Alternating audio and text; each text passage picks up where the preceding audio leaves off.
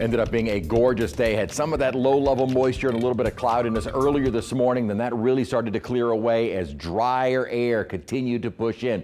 Current temperature 72, but what makes it feel so much nicer is that a dew point of 52 degrees yesterday. And of course, we had the rainfall around. Dew points were in the 70s. We've been in the dew point 70 range for quite a while. Finally starting to feel a little bit more fall-like. Now, morning lows were mild. We were in the 60s on both sides of the lake. Our low so far is 68. Again, right now we're at 72. As soon as that sun goes down, I think temperatures are going to start quickly dropping. So our low for the day will probably be wherever our temperature is right before midnight tonight, because the temperatures will be dropping a whole lot faster and a whole lot further overnight. 60s, low 70s on the map right now. Dew points lower, dry air makes it feel a whole lot nicer, and a little bit of a breeze out of the north. The winds have been settling down so far today. Clear skies now. What had been those lower clouds early this morning now long gone as high pressure has moved in. Now, high pressure just up to our northwest, kind of centered over North Texas. That's going to start shifting more toward the east coast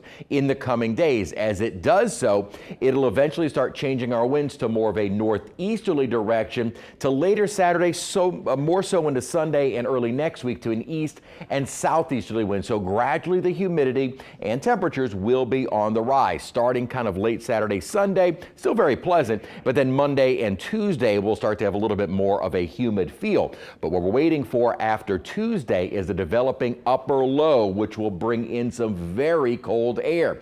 So far, the front that moved on through, moderate. Temperatures did drop to more seasonal levels, not a particularly cold air mass, but considering where we had been in the 80s and high humidity, this feels a whole lot nicer. So what we're waiting on in long term for next week is a deep upper trough and a big upper level low that will bring in kind of a couple of rounds of some chillier temperatures. And there's kind of a question as to how many fronts this upper low is able to push on through. Really, more than anything, it'll just kind of draw into the equation how much rainfall we see going into next week.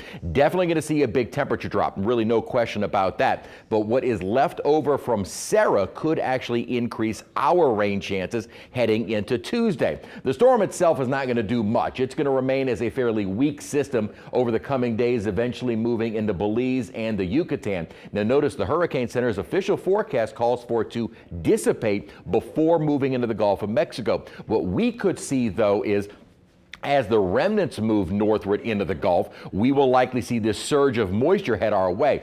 And in advance of the upper trough, that would be our next rainmaker Tuesday, and maybe even some lingering rainfall into Wednesday. We'll have kind of an initial drop in temperatures on Wednesday, then even more so by Thursday. So beautiful weather this weekend, a little warmer, more humid on Monday. Tuesday, a chance for some storms, some lingering rain on Wednesday, a high of 70, then highs staying in the 50s by Thursday.